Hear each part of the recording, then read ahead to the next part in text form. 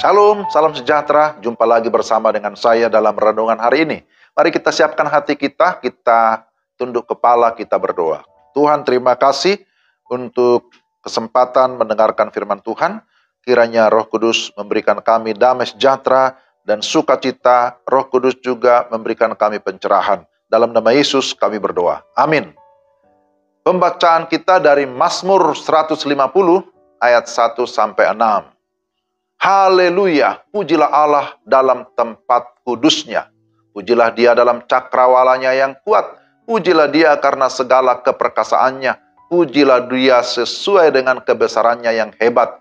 Pujilah dia dengan tiupan sangkakala. Pujilah dia dengan gambus dan kecapi. Pujilah dia dengan rebana dan tari-tarian. Pujilah dia dengan permainan kecapi dan seruling. Pujilah dia dengan ceracap yang berdenting. Pujilah dia dengan ceracap yang berdentang. Biarlah segala yang bernafas memuji Tuhan. Haleluya. Saudara yang dikasihi Tuhan, tema kita, pujilah Tuhan hai segala bangsa. Ini adalah Mazmur terakhir dari kitab Mazmur.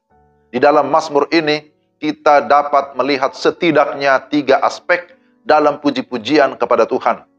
Karena Alkitab merupakan kitab yang bersifat kristosentris, maka ketiga aspek dalam puji-pujian tersebut tidaklah terlepas dari kemenangan Kristus atas iblis, bahkan atas maut.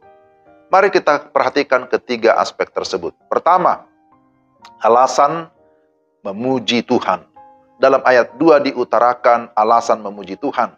Mengapa kita memuji Tuhan? Karena Allah adalah Allah yang perkasa dan kebesarannya sangatlah hebat. Kebesaran Allah ini tampak dalam kedahsyatan alam semesta yang merupakan ciptaannya. Keperkasaannya terlihat melalui kebangkitan Kristus dari kematian.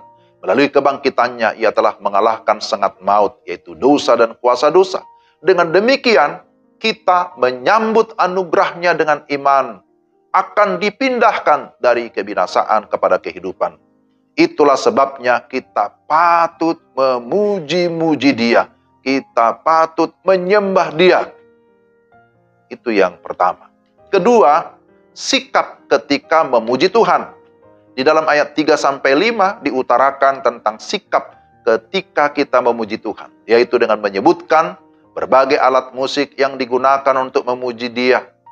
Untuk memainkan berbagai alat musik tersebut diperlukan kecakapan yang berbeda-beda. Karena setiap alat musik memiliki warna nada ataupun timbre yang beraneka rupa. Semuanya harus dipadukan menjadi alunan musik yang selaras dan indah. Dengan kata lain, kita harus memuji-muji Tuhan dalam kasih dan dalam kerendahan hati. Hanya dengan cara inilah hidup kita bersama akan seperti perpaduan alat-alat musik yang berbunyi dengan selaras. Bukankah kasih dan kerendahan hati itu pula yang menjadi jiwa dari anugerah Allah dalam pengorbanan Kristus di kayu salib? Pengorbanan Yesus tersebut tidaklah sia-sia sebagaimana dibuktikan melalui kebangkitannya dari kematian. Itu yang kedua. Ketiga, lingkup memuji Tuhan. Dalam ayat yang ke-6 disebut tentang lingkup memuji Tuhan. Yaitu biarlah segala yang bernafas memuji Tuhan. Artinya semua orang haruslah memuji dia. Bukan hanya kelompok tertentu saja. Namun segala yang bernafas. Dengan kata lain seluruh umat manusia di dunia harus memuji Allah. Sebenarnya hal ini disebabkan karena Allah mengasihi semua orang.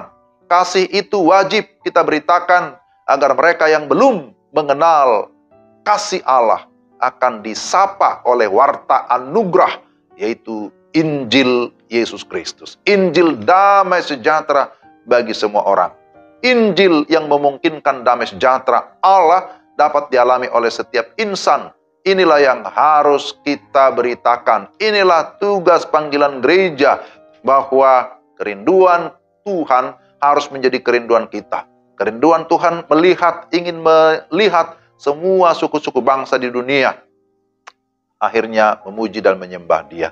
Dan biarlah itu juga menjadi prioritas kita, menjadi prioritas gereja, supaya warta kebenaran, warta kasih Tuhan, Injil kerajaan Allah boleh diberitakan sampai ke ujung-ujung bumi, supaya pada akhirnya ada puji-pujian yang dinaikkan kepada Tuhan.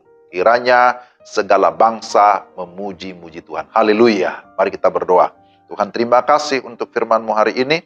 Biarlah Tuhan terus menuntun kami, menolong kami agar kami hidup di dalam pujian, dalam penyembahan yang benar kepada Allah yang hidup, yang sudah menyatakan dirinya di dalam dan melalui Yesus Kristus yang sudah mati dan bangkit memberikan kemenangan bagi kami.